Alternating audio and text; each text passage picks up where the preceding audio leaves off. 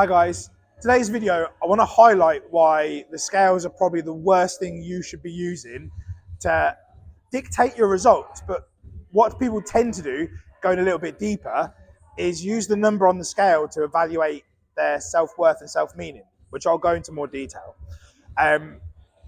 Why am I doing this video? I'm going to use it to also do a bit of a client highlight for one of my clients, Adam. He's somebody that I've been PTing now for, I think it's month 7 now or month 8. He's somebody who already trains a lot. He comes to the facility I work at. He's been coming for a while. And he come to me to go, right, I want to make stuff more specific. I need more results. Originally, we had some issues to work around. We had excessively tight hamstrings. There was a little bit of mobility and posture issues. We've fixed those. Now we're focusing on pushing to get results. And this morning, we did his body composition scan. And we always do it every 4 weeks. And we look back at the previous results to see where we're going. Why am I saying all this? Well, his primary goal when we spoke after Christmas, after New Year, we come back to training, I need to shape up. I need to lose weight. And obviously, 9 times out of 10, when someone says they need to lose weight, what they actually mean is I need to lose body fat. So we set about doing that, and I'll talk about how we did that in a minute. So this morning, he turned up for his turned up for his session as always. Same time, same conditions, always first thing in the morning on a Tuesday. So we've done the scan. And obviously when you use the scanner, you stand on it and the first thing it gives you is your number, your total weight. I will put in the video a copy of the 2 scans next to each other. But what I've done is I've broke it down so you don't have to look at it to try and work out the maths. So the first thing we saw was his total body weight.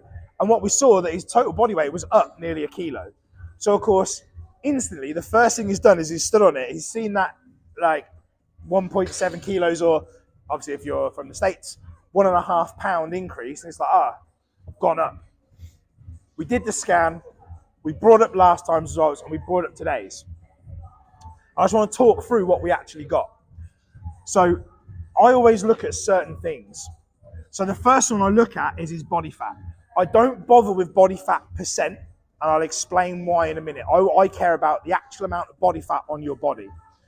And compared to last time, he was nearly down 2 kilos or 4 pounds of body fat, which is brilliant, which tells us in the 4 weeks, he was hitting 1 pound of body fat or half a kilo of body fat average, which what we tell most people is 1 pound a week of body fat is spot on for getting the best results. So he ticked the box exactly as we were supposed to. Then we got his lean body mass, and his lean body mass was up 2.5 kilos. That's 5.5 pounds. And again, most people look at that and go, oh, he's put on 2.5 kilos of muscle. Must be on gear because that's not natural. Hold your horses. Because within that lean body mass, there's 2 numbers that we take into account. His hydration level, so how much fluid he's holding. And again, fluid sits in muscle. It can't sit in body fat. So his water was up nearly 2 kilos. So when we worked out the numbers, his muscle was up by nearly 1 kilo of muscle mass, or nearly 2 pounds of muscle mass. So in the last 4 weeks, we've dropped 1.7 kilos of fat and we've put on 0.8 kilos of muscle. For me, that's a massive win. Now, it is worth noting, as I've already said, Adam isn't somebody that's come to me 4 weeks ago having never trained before. He's somebody that was trained. Obviously, Christmas, New Year, we sort of slip on our habits, but also there wasn't really that focus. Prior to Christmas, Adam actually had muscle imbalance due to his work and lifestyle. So we actually spent a lot of time, rather than trying to progress, we tried to level him out. So when you do that with a client, you're not going to get progression across the board because you have to neglect certain things to bring up the weaker ones. So we had spent a good, I would say, 7 weeks bringing him up. Essentially, he had more muscle mass on the posterior side of his right side. So basically his upper back on the right side because of his job.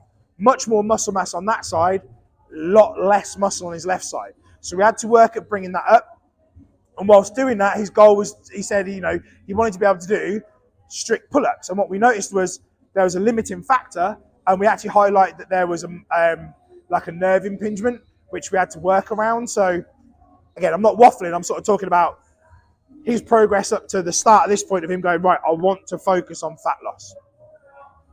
So obviously at this, it's like, yeah, that's a massive win. Physically, to look at him, you can see a massive difference in the last 4 weeks. So this is the sort of results anybody can get. And most people go, it doesn't sound much, but visually it is. Now again, if you imagine all we did was stand on the scales, and let's face it, that's what 95% of people do. Wake up, stand on the scales, see the number, and that number has an instant emotional reaction in you to tell you, have I done good, have I done bad? And if we'd just done that, I'm trying to lose weight, but I've gained it. It's not working. And that normally gets people to do one of two things. It gets them to go into a binge state where they go, oh, well, it's not working, so whatever. Or it makes people go, right, in that case then, I'm going to do more training, I'm going to eat less calories, and that doesn't work. I am going to circle back because I didn't talk about body fat percent. Apologies. The reason I don't look at body fat percent, because with our lean body mass, there's water and muscle. Let's say that Adam, let's say his water was down, his hydration was down, he was dehydrated. And let's say he was down 1.7 kilos, but he was still up 0.8 muscle mass. The scale would be 1.7 kilos lower, so it would be a whole kilo under where he was last week. His body fat could have still come down 1.7, but because his hydration was down, it would have said his lean body mass was down, it probably would have given him the same, if not a higher body fat percentage. And the amount of times I'd have clients look at it and they go, oh, my body fat percent is up. And I go, hold your horses. Let's look at the 3 key numbers: body fat, hydration, and muscle. Because if we look at it and we go, actually, your hydration is down 2 kilos, you're dehydrated, that can be the reason why it's missing. So the more details you can get, the better. The old saying is, what gets measured gets managed. If all you're getting is that number, there's too many variables.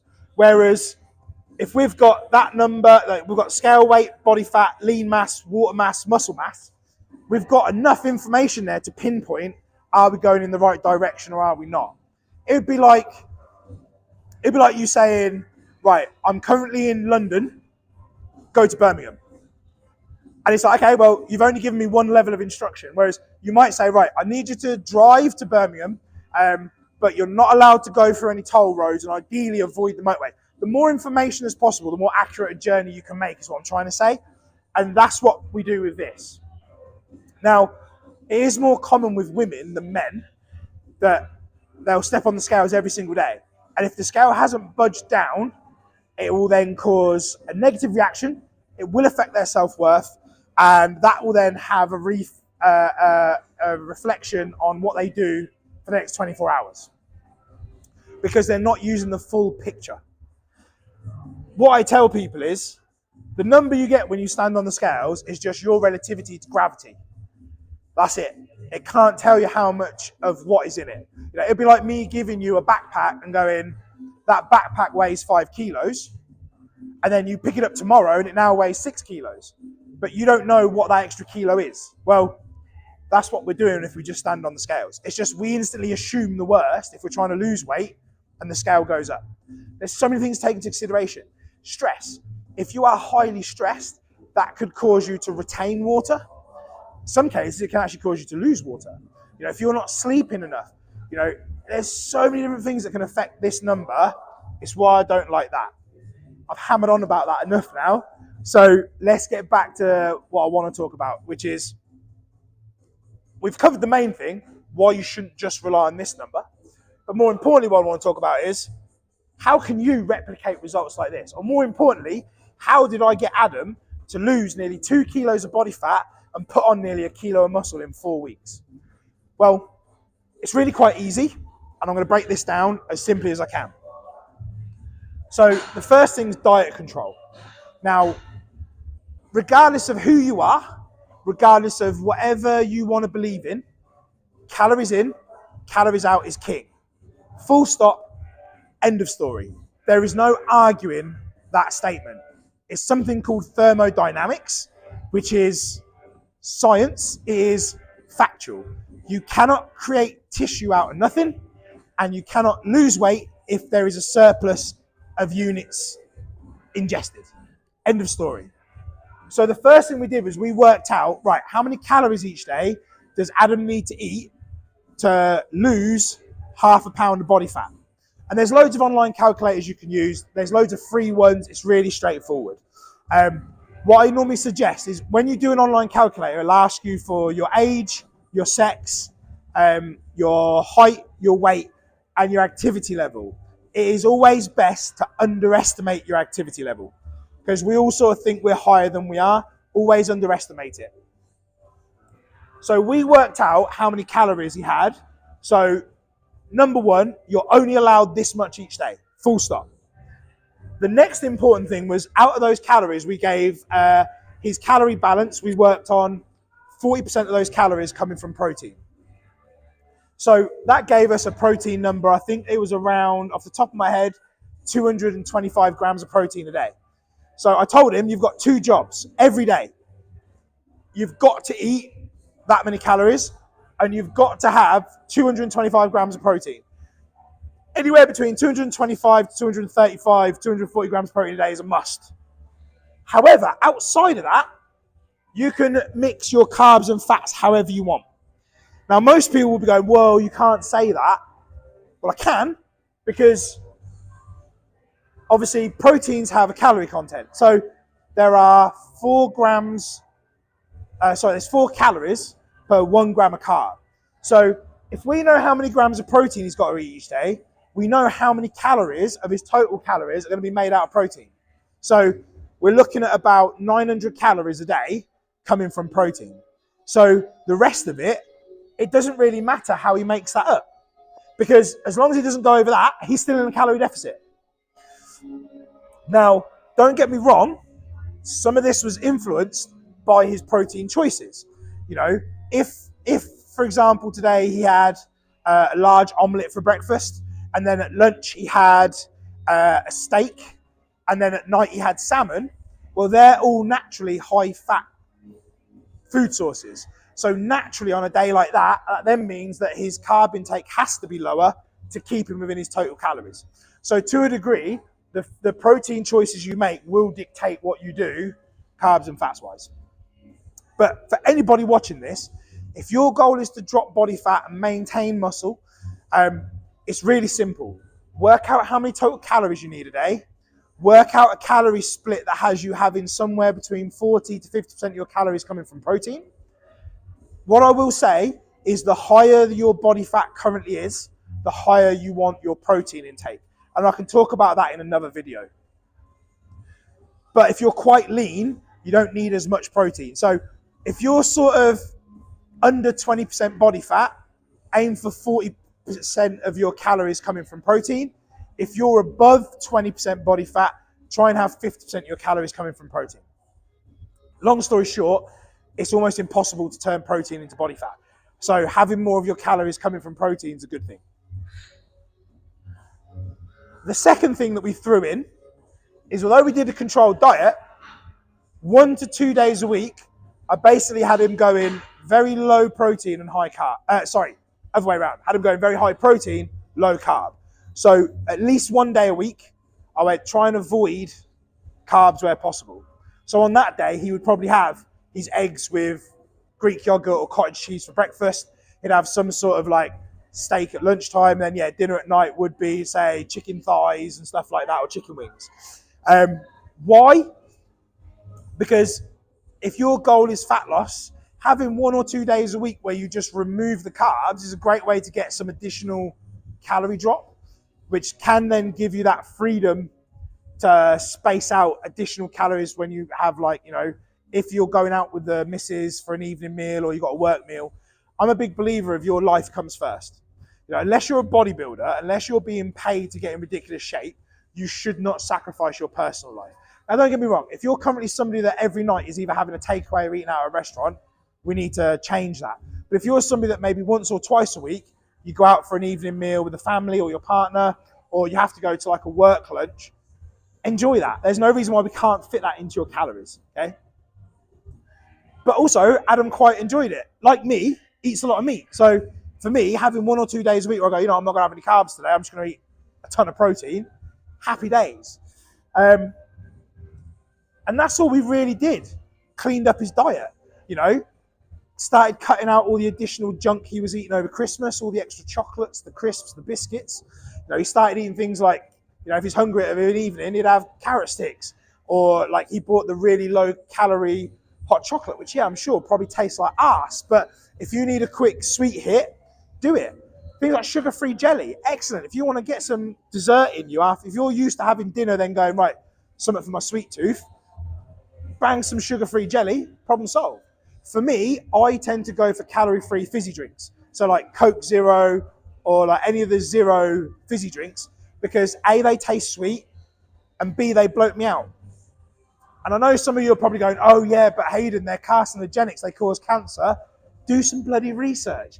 Unless I was to drink 6 litres a day for the next 6 months, I have nothing to worry about. A pint of Coke Zero once a day is not going to cause you any problems. Trust me. Again, I might do a video on that as well. So that's what we did about calories in. What did we do about calories out? So essentially, he had 4 training sessions a week. 2 of those were purely resistance-based. So a Monday and a Friday were just resistance, where we worked on technique and we worked on pushing numbers. The cardio element was very minimal, but it was all about making him work his muscles as much as possible. Tuesdays is his PT session, and that's where we get to mix the two. We do some strength work, and then we finish with some conditioning. So it's kind of, I would say, 60% strength, 40% conditioning. And then he had 1 session a week that was purely just conditioning work. The whole session, the whole hour, was just fitness-based. Now, on top of that, he did also add in Pilates, because for him, it's like mobility, but it's also a relaxation session. It's a time to sort of, control your breathing, relax yourself, whilst keeping your body supple. So it wasn't a case of he was in the gym every day. It wasn't a case that he was getting trashed every day. But what we did do was make sure that we prioritize stress in the muscles. We prioritize stressing his heart and lungs to a degree, but there was also enough space for him to get the recovery to allow him to keep moving forwards. Now, in some of his strength work, it wasn't a case of just constantly adding weight to the bar and constantly pushing. I've spoke about this previously. I'm a big believer for normal people, average Joes as such, to be conscious of the amount of stress on their day-to-day life. If I take 2 people, let's say I've got Bill and Ben, they're both 35, they both have 20% body fat, they both want to lose fat and build a bit of muscle. Bill works from home. He makes a ton of money, he's single, he can go to bed when he needs to. His life stress is very minimal. So someone like him, yeah, sure, we can train 5 days a week. We've got much more flexibility. That's Bill, but here's Ben. Ben works 12 hours a day in a high-level office job where his stress is through the roof. He's got a family at home, so he's having to leave for work early in the morning, get through the stressor, get into work, spends all day on stress, gets home to his missus and kids, has a small amount of time to chill with his family and eat dinner. He's stuck on his laptop or his phone answering emails. He's getting minimal sleep. He's drinking because of the stress. His stress levels are really high. You've got to remember that training is a form of stress. So all these things have to be taken into consideration when programming for somebody, that you're not overstressing, because stress is a killer, full stop. So no, you don't have to be in the gym hammering yourself all the while. Adam has somewhat of a stressful job. So yes, we had 1 or 2 high stress sessions, which if I'm honest, was the strength and conditioning and the conditioning. But for the resistance and weights training, I use methods that don't require him to push heavy weights. So doing things like isometrics, doing things like slow tempo reps, putting pauses in his work. We can then still progress the muscles, but without overloading the central nervous system. And ultimately, he will still get stronger using those methods. So there we kind of have it, really. Following some basic principles, we've been able to drop nearly 2 kilos of body fat in 4 weeks, whilst adding 1 kilo of muscle. We can rinse and repeat this, and we'll still get the same results. All we have to do is readjust the calorie requirements. So if you have any questions, drop them in the comments below. If you found this interesting, let me know. As always, as everybody says, share, follow, subscribe, like, all helps. If you have any requests for content, drop them in the comments below. And yeah, that's me. I'll shut up now. Have a great day.